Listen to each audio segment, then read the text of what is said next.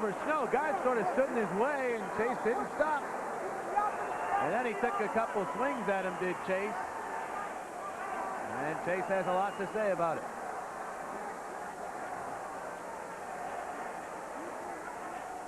Stu Grimson has a hold of John LeClaire. Well, Garth Snow has been known to be involved.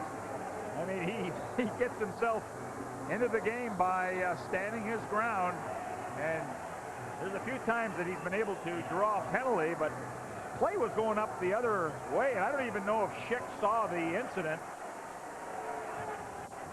with Chase just pounding away to the back of Garth Snow. And that's when Carl Dykhouse came in and took care of that matter, protecting his goaltender. Kelly Chase now having words with the Flyers bench, but finally he is ushered off as Garth Snow looks to put his equipment all back where it belongs. Chase still hasn't left the area. You see it. And Snow is giving it to him.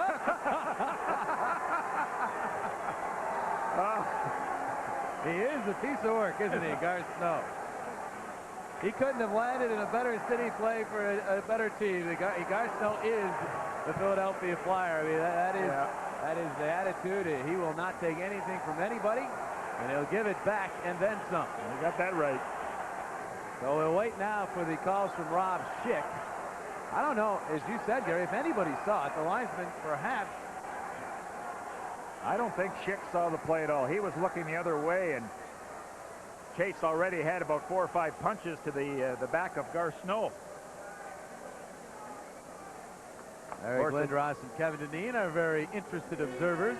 Of course, Eric used to live with Kevin Dineen in his early years. Yeah, he was the mentor for Eric Lindros, and I'm sure they're having a conversation perhaps about his Great Dane. Yeah, what do you think they're talking about there? Are they really talking about the penalty, or are they talking about Bucket?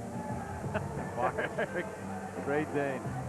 Well, Garth Snow, he's right up there in penalty minutes for goaltenders. Flyers, 2 goaltenders between them, easily outdistance any other tandem in terms of penalty minutes. Of course, if we had Ron Hextall on the bench, the cameras would immediately focus in on him and get his reaction. 2 minutes for unsportsmanlike conduct and a 10-minute misconduct. Wow. Chase and Snow each get 2 for roughing. Grimson gets 2 for unsportsmanlike conduct and a 10-minute misconduct. And so the Flyers will get a power play out of it. Or did they just change it? The penalties again. Snow and Chase, 2 each for roughing. Grimson, Kevin 10-minute Dineen misconduct at 18:50. Had 2 goals for the Hartford Whalers the last time these teams played in Philadelphia. He was a pair of strength against Garth Snow. That is your Discover card, payback, playback. Big game for Kevin Dineen at the Core State Center. Thought they may have announced a change in the penalty announcements after we had originally thought that Grimson got 2 and 10, and they did. No 2-minute penalty on Grimson. Just a 10-minute misconduct on Stu Grimson.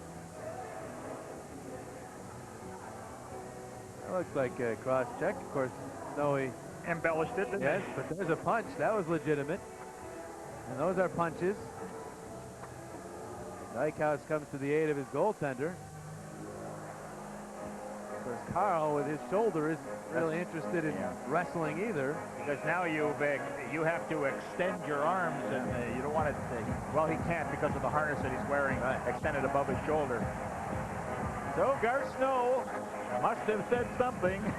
Well, they got the ire of Kelly Chase. He gave him the old pump fake, and Chase got close. Chase, being a noted tough guy, can't take that without barreling over him. But for those penalties to be even, Gary, 2 and 2, I can't see that. I'm sorry. I mean, Chase got in a cross check to the chest. He got in about 4 punches, and he and Snow both get 2 for roughing. I don't think that's even at all.